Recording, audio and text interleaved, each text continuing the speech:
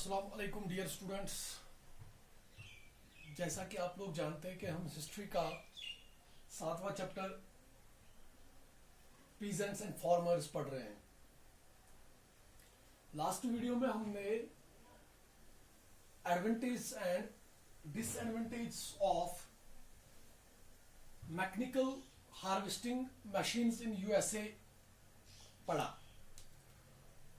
उसमें हमने देखा कि ये जो मैकेनिकल हार्वेस्टिंग मशीन्स के इंट्रोडक्शन से यूएसए में कौन कौन से फायदे हुए और कौन कौन से नुकसान इससे हुए।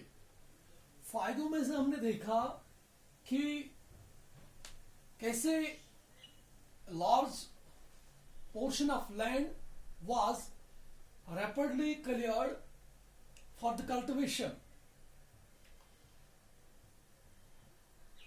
उससे एक तो काम तेजी से होता था और सही ढंग से होता था, जिसकी मिसाल हमने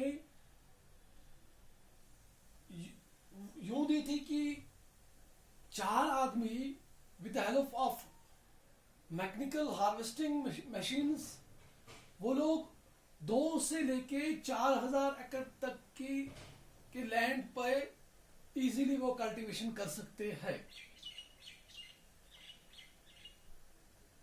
और जहां तक उसमें नुकसानात का सवाल है, उसमें हमने देखा कि जो लेबरर था उनसे उनकी जॉब इस चीज की वजह से उनकी रोजी रोटी छीन ली गई, क्योंकि जब मशीन्स का इस्तेमाल हुआ फॉर इन एग्रीकल्चरल एक्टिविटीज तो उनको काम नहीं मिला, फिर जिससे वो रोजगार से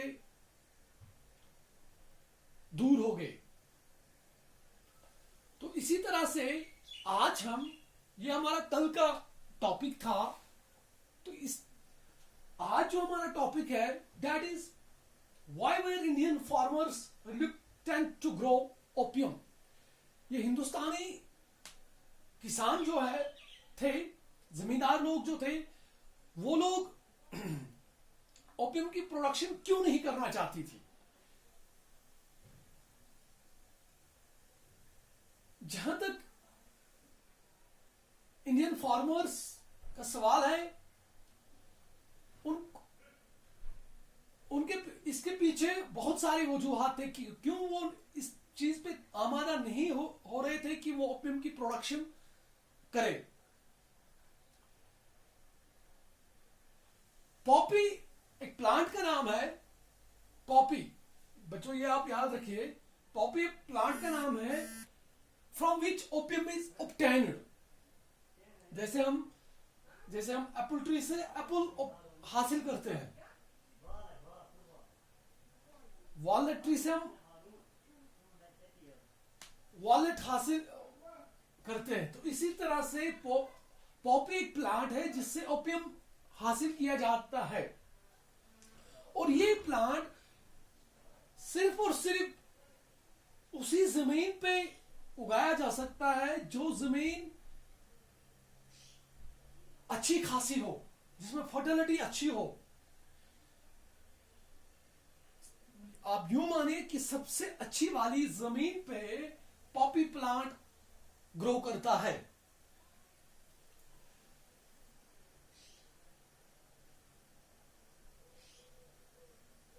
और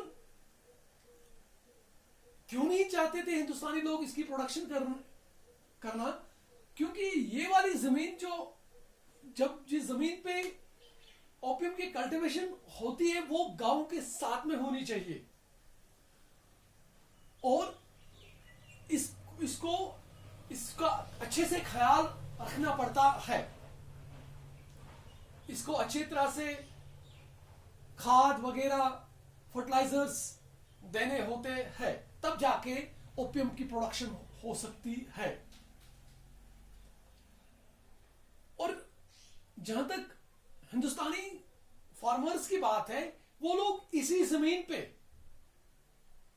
जो जमीन पॉपी प्लांट ओपियम प्रोडक्शन के काबिल समझी जाती थी, वो इसी जमीन पे पल्सेस दालें वो उगाते थे और इस चीज से वो लोग बड़े खुश थे। उनसे उनको जितना रिटर्न पल्सेस प्रोडक्शन दालें उगाने से होता था, वो उस चीज में खुश थे। वो ओपियम की प्रोडक्शन नहीं करना चाहते थे, क्योंकि उसके लिए एक तो जमीन सबसे अच्छी वाली जमीन होनी चाहिए थी, फिर गांव के नजदीक होनी चाहिए थी, और फिर उसको साल भर उसको अच्छी तरह से रखवाली करनी पड़ती थी। ये लोग वो नहीं करना चाहते थे, और क्योंकि उनके पास ऑल्टरनेटिव था, वो उसी जमीन पे पल्सेस की प्रोडक्शन करते थे और इस चीज से वो खुश भी थे। तो इसलिए वो नहीं चाहते थे कि हम ओपियम की प्रोडक्शन करें। दूसरी वजह जो थी, many cultivators own no land. जो कल्टीवेशन का काम करते हैं उनको कल्टीवेटर्स कहते हैं। उनके पास अपनी जमीन नहीं हुआ करती थी। वो लोग क्या करते थे, वो लोग जमीन रेंट पे लेते थे, और जिस जमीन पे ओपियम की प्रोडक्शन होती थी, उस जमीन का किराया जो था, उसकी रेंट जो थी वो बहुत ज्यादा थी। That was exorbitant, means highly expensive. इसका किराया जो था बहुत ज्यादा था। इसलिए गरीब किसान जो थे वो इस चीज को अफोर्ड नहीं कर सकते थे। वो लोग इस चीज को बर्दाश्त नहीं कर पाते, इसीलिए वो लोग ओपियम की प्रोडक्शन नहीं करते थे। और एक वजह जो थी वो थी, opium plant is a delicate plant. ये ओपियम प्लांट जो है ये बड़ा नाजुक एक प्लांट सा होता है। It needs to be natural properly through its growth. इसका बड़ा ख्याल रखना पड़ता है। टाइम पे इसको पानी देना होता है, टाइम पे इसको खाद डालनी होती है। तो इसमें बड़ा झंझट है, इसको बड़ा एहतियात, इस चीज के साथ बड़ा एहतियात बरतना पड़ता है। जो लोग, इसलिए ये भी एक वजह बनी कि कल्टीवेटर्स, ओपियम इंडियन फार्मर जो थे, वो लोग इसका कल्टीवेशन ही नहीं करना चाहते थे। और सबसे आखिरी